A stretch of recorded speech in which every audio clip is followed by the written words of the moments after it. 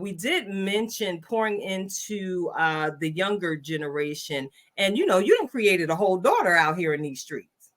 Yeah, you're a whole girl dad out here. Oh yeah. And I absolutely enjoy everything that I see you doing with your daughter. You done had the tea party, y'all done been to the award ceremony. You got her down at the mosque, making sure she got some principle to her beautiful self as she faces this world and as she's growing up into the woman she's predestined to be, because not for nothing, she's your child. She's destined to be great.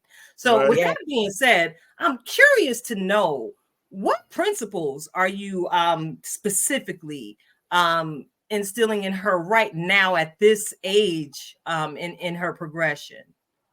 Well, I tell you, the best food to cook is the food that you ate growing up. So I give her what grandma gave my mother and what my mother gave me. All those standard old school principles, I hand them right down. You know what I mean? I don't play around. I'm a little tough like grandpa. You know what I mean? But I give you that good hug like grandpa too. So, you know what I mean? It's like, I don't try to, I guess, follow the trends of how they raising kids. I really, I tell her, hey, apologize to your brother. Hey, you apologize to your sister. Y'all gonna need each other when you get older. All them old school things, I'm giving her that old school food. That is it. Mm-hmm. I love that. You close that door. You see, I called the baby into the room. She knew we was talking about her. She said, I'm gonna come say good night. Say good night. Hey, girls. Good to see you. All right, close the door up there. Listen, I'm gonna take us back to before, when she was in the womb. And I remember, and you remember, Rasheem, when I used to literally laugh. And he'd be like, what is so funny? It's like, it's a girl. We expected a girl. And I'm like, this is about to turn your whole life upside down. And he's like, you don't have to laugh that hard. Like, you ain't got so soft. Listen, because you got so soft just now. Did you see the did you see that? He's like, I'll give you that grandpa hug. And then she came in the room and it was like, right there. We know what it is out here in these onions. After I said, close the door, don't come down here, she said, I want to say good night, and kept coming. I was that's like, your baby. Brother. Like right after I'm telling you, I'm laying down the law, I'm doing all of this. Right. She's like, just melted right here on global television. But you know what? She's like, I'm going to give you this good night hug.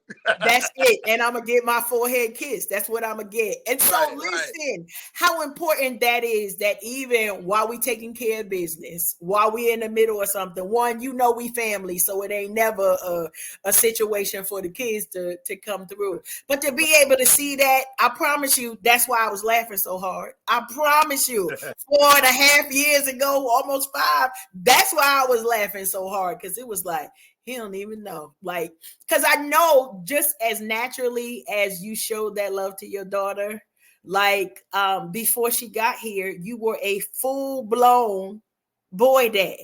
That meant you raising kings. So you didn't have time for that softness. It's like, didn't I tell you? Didn't I tell you? Didn't I tell? That is it's a different. I'm so glad she came down. Look, I'm so glad she came down. Look, I was adopting everybody else's daughters back then. I was like, oh, that's my little goddaughter. Come here, girl. That's true. But the Lord saw fit. Yes.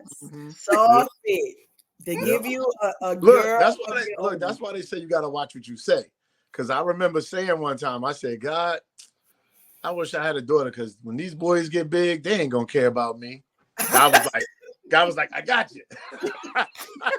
Pick it up. Like, I got you all the way there. I just love how this is. And, we talked about this being a segue, Rasheem, and we're going to talk a little bit about that once we, get into this. But, we had your mom come through. And I remember